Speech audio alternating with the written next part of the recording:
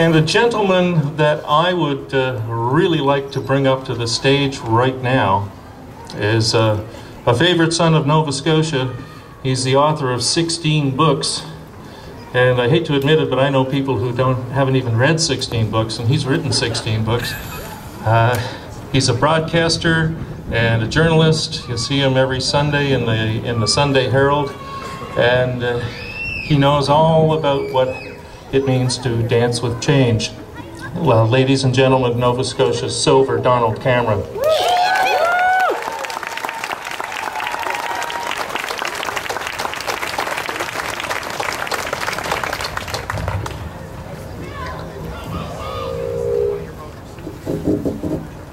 I'm not as tall as some of these other guys. Thank you very much, John. I'm here basically to make 3 points.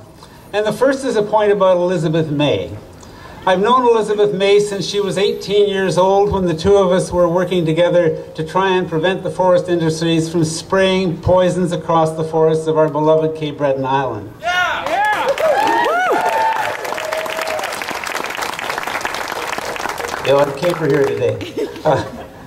And I've watched with admiration as she's gone on from that 18-year-old beginning to get a law degree, to become a teacher, an author, to get a job as the senior advisor to the Minister of Environment, and then for many years as the head of the Sierra Club of Canada. I've been just delighted with the way that her life has unfolded. And somewhere along the line here, she became not just a person, but a voice. And a voice not only for those who have no voice, a voice often for the poor, for people who are suffering from the impact of environmental damage. So I've seen her go on hunger strikes, I've seen her stand in front of trucks, I've seen her do all these things, and she has paid her dues. She has been a wonderful, wonderful leader of the resistance to environmental degradation. And that voice, I think, what I would really like to see coming out of this election is I would like to see that voice in the highest councils of this country, the Parliament of Canada.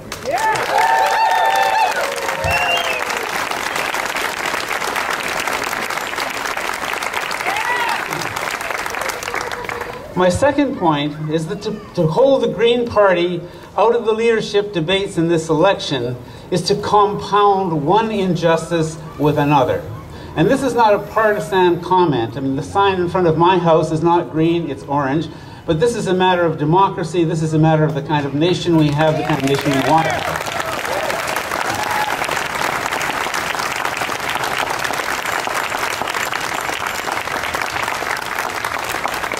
The first injustice goes back to the 2008 election. In that election, the Parti Québécois ran 74 candidates, all in the province of Quebec. And I like the Parti Québécois in many ways. I wish they wouldn't wreck the country. I'd like to keep them from doing that. But they're good people. But still, 74 candidates, and they won 49 seats. They took 10% of the popular vote. The Green Party ran 303 candidates.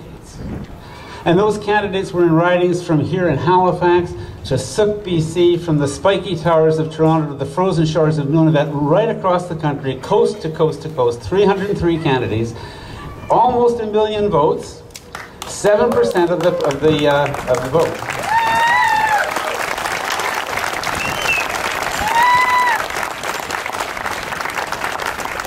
And here's the injustice. Here's the injustice. Because of the antiquated system of first past the post that we and a few other British relics have inherited from England, because of that, 49 seats for what is clearly a provincial party, no seats for what is obviously a national party. And for the media consortium to take that fact that there are no Green Party seats in the House, and to use that as the excuse for keeping the leader of that party out of the House, strikes me as another terrible injustice. One injustice landing right on top of another. Absolutely unconscionable.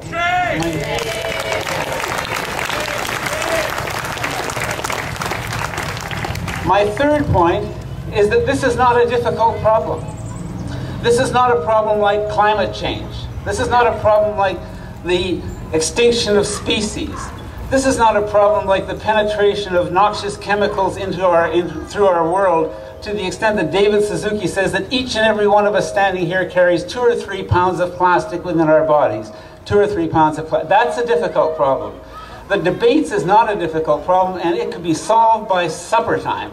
And all it would take would be for the leaders of the other 4 parties who purport to be Democrats, for the leaders of those other 4 parties to get together and to call the consortium and say, this is wrong, this is wrong. And if you tell me that Elizabeth May is not going to be in the debates, I tell you that we, the other leaders, are not going to be there either.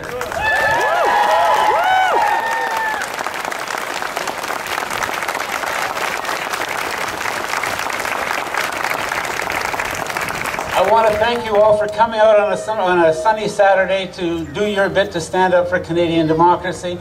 Bless you all. You give me hope.